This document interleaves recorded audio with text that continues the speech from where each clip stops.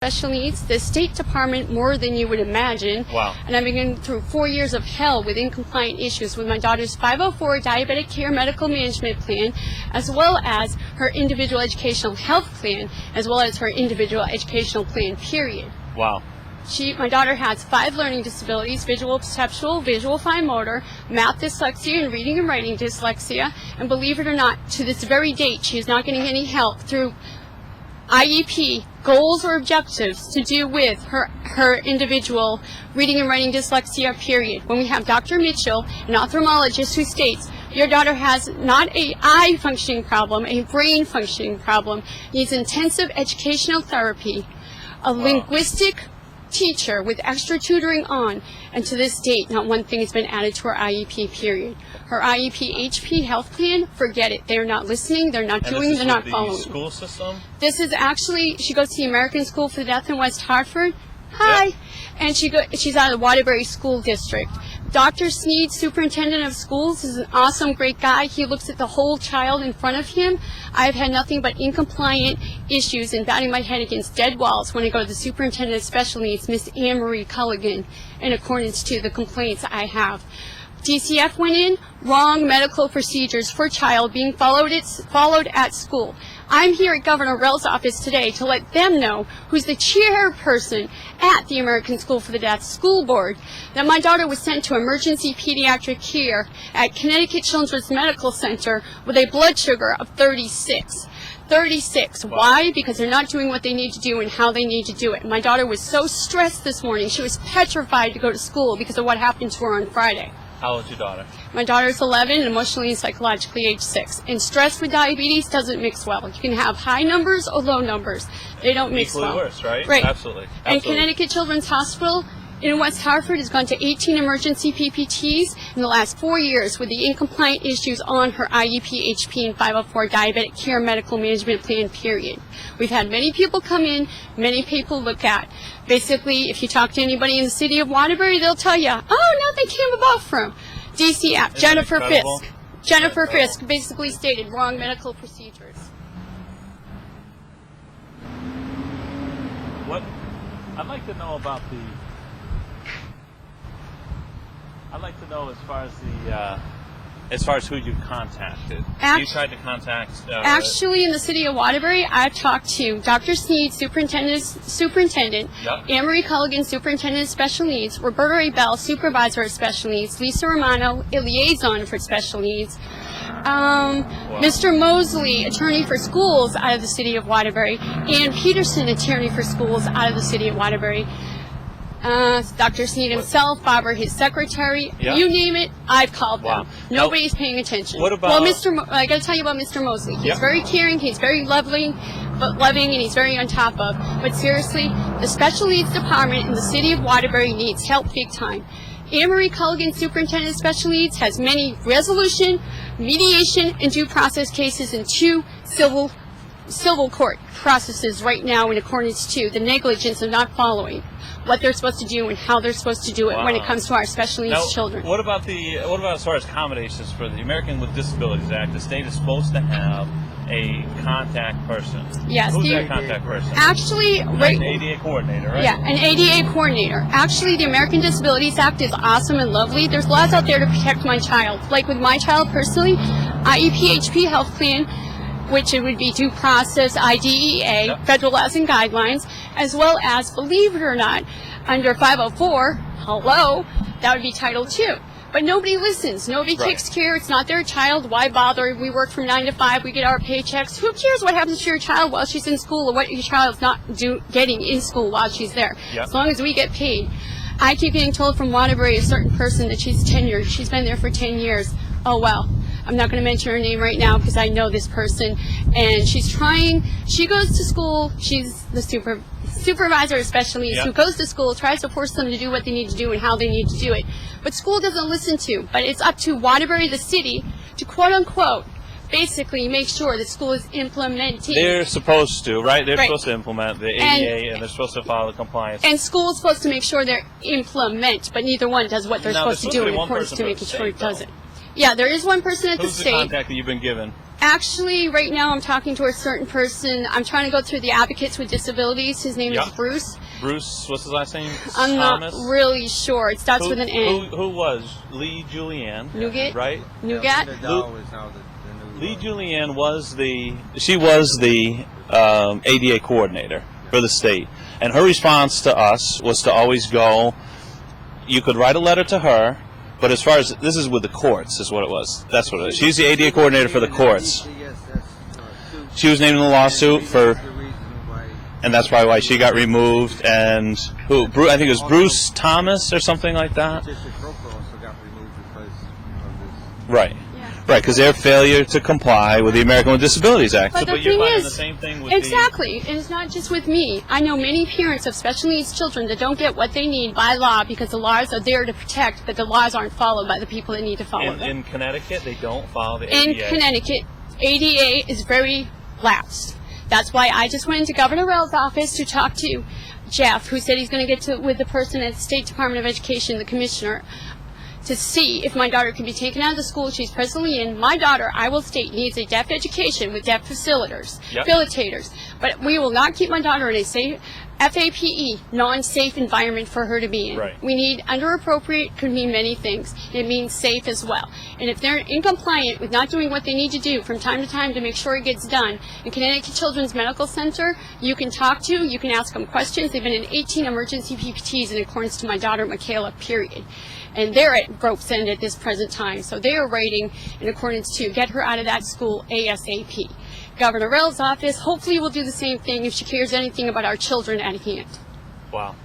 Yeah, I would like to see some attention brought to it, because we've had the exact same response with John here with the as far as the American with Disabilities Act going through family court, myself and my son going through the family court system, in the criminal court system. The judicial branch is completely, John's daughter as well, they are completely non-compliant with the ADA. Completely non-compliant with ADA, and believe it or not, Washington is aware of, because I, the parent, called Washington as of Friday, as of 2 years ago, and as of 3 weeks ago.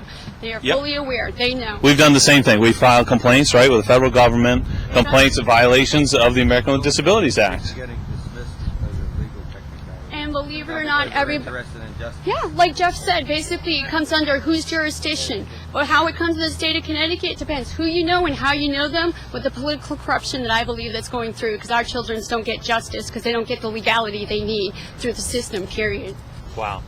And that's exactly how I feel. My daughter, with Frank Limbato just dying from Waterbury, and he was a liaison from Dr. Sneed's office to Anne Marie Culligan's office, superintendent of special needs. She goes, Mommy, don't worry. Frank was the only one in the city of Waterbury that helped us. He was an angel on earth. He'll go to God and make sure God stands up and does what he needs to do.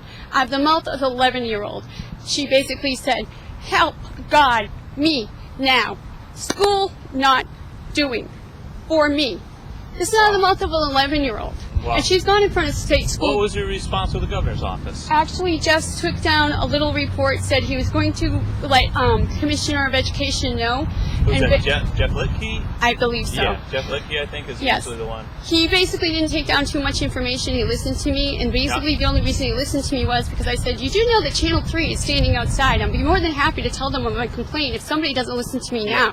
Because I'm sitting here until somebody listens to me, because this is my child's health, my child's life, that the Connecticut state is playing with. It wouldn't hurt for all of us to take a walk over there. We should all take a walk over and let them know, because the judicial branch is in complete non-compliance, and it sounds like the state is too. I know with my son going through the Department of Education, we had to fight tooth and nail to get him help with ADA, as far as attention deficit disorder. And it was an uphill battle. There's very little accommodations in the state. So this is Chris Kennedy with the Connecticut Civil Rights Council. And for the best interest of all our children, special needs or not, somebody needs to make sure that Governor Rell knows her job, which is basically, she doesn't want to end up with Governor Rowland is. She might want to step on the thing and do something for it, because our children are being emotionally, psychologically, physically harmed and abused, and nobody's doing anything about it. She's the governor. She needs to stand up and need something done.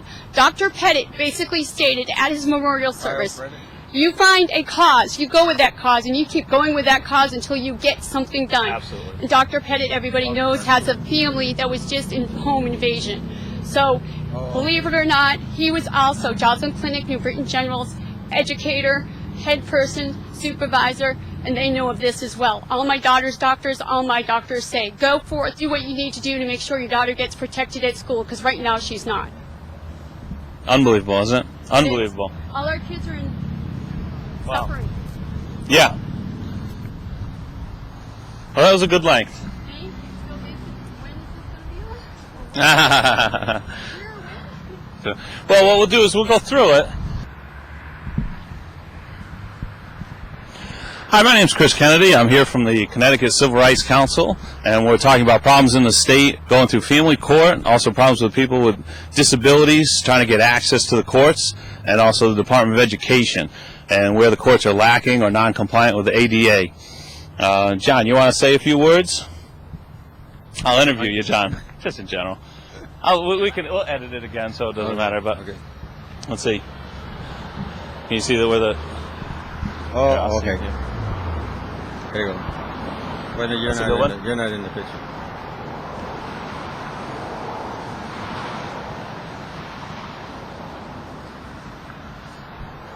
So here we are in front of the Supreme Court House, John.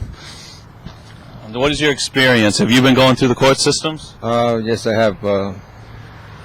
And what's your experience with the American with Disabilities Act? Does the court provide you with accommodations? I have my own personal experience, and my daughter just recently has had a bad experience with criminal court, and I just helped her to file a civil action against the state and Seymour Police Department for violating her constitutional and civil rights. So you're taking the state to federal court? That's right. Bringing a suit for 20th of September. So 20th September. And how has it been going through the family court system? Have they been accommodating you, or do they listen to you as a person with a disability? Oh, you're denied, or you're being told that you're being accommodated. But they don't accommodate you. No, we have.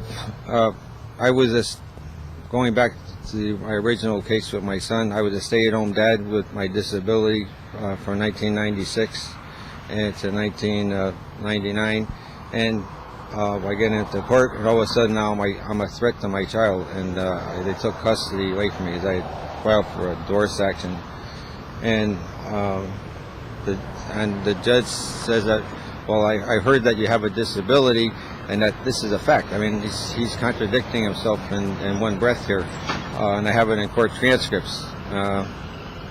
But even though he knows you have a disability, he doesn't provide you with any services or any accommodations. There was no services available. There's no ADA coordinator. I didn't even know what ADA coordinator was at the time. Unbelievable. And neither did my lawyer, evidently. I mean, how about, do they have markings? Who was incompetent in ADA, a judge who hasn't been trained or doesn't care about ADA. Do they have any postings around the courthouse, notifications about?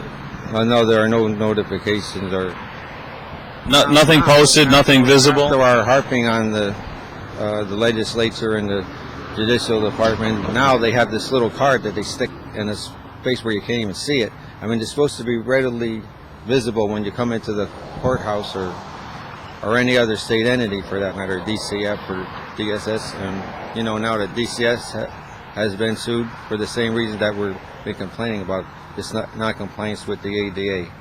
So. What happens when you ask the court or the clerk's office about some accommodations? Some of them don't even know what you're talking about. And never even heard of it. The other ones will send you to our infamous ADA coordinator that we have for the whole state. Like up in Massachusetts, they have 2 ADA coordinators in every courthouse. And they're right in the courthouse. Yes, they're right in the courthouse, readily available. And they have these big poster notices like this here. About the ADA? Sorry, yeah. And what do they have in Connecticut? That's a good question. What do they have in Connecticut? They don't have anything other than this new flyer that they have, which is... So a person with a disability, first of all, going into court would be difficult in the first place. But if you're a person with a disability, it sounds like they'd have a hard time. Okay, now I have a daughter who has learning disabilities of schizophrenia and some other chemical imbalances or whatever, and was involved in a harassment case a year ago. She was put into jail without any due process. Her due process rights were just overlooked. and now they're trying to put her in jail again for 3 months. I hear, and she got her therapist who's saying that she's borderline. What do you call it? But either way, she's been diagnosed with some disability, or they identified some. Borderline retarded. She's not. You know, it's insane for them to put somebody with that kind of conditions into. And they're putting them into just the general public to do your mental health work. Doesn't sound like it. Where are you getting? How much help are you getting from the state? In what? Is anybody helping you? Well, when you go to file your papers, they're not very helpful at all. You're talking about your federal suit, right? But as far as the reason you're going to federal court is because the state's not very helpful. Right.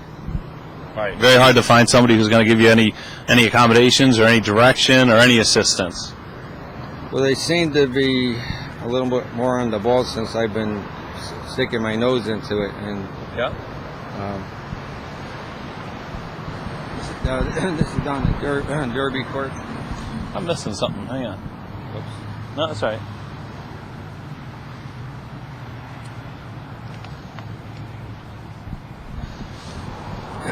Nice. Oh, thanks. Down at Derby Court? Right. Okay. Now, the first time she was making harassing calls, that's part of her disability. I mean, she does it with everybody in our family. I mean, she's has a compulsive kind of behavior that. Well, suffice it to say that anyone with a disability would end up in the same situation that you're in. Somebody with her problems shouldn't be left alone to independent living situation. She needs some kind. Let alone treated like a criminal. So who's the fault for this?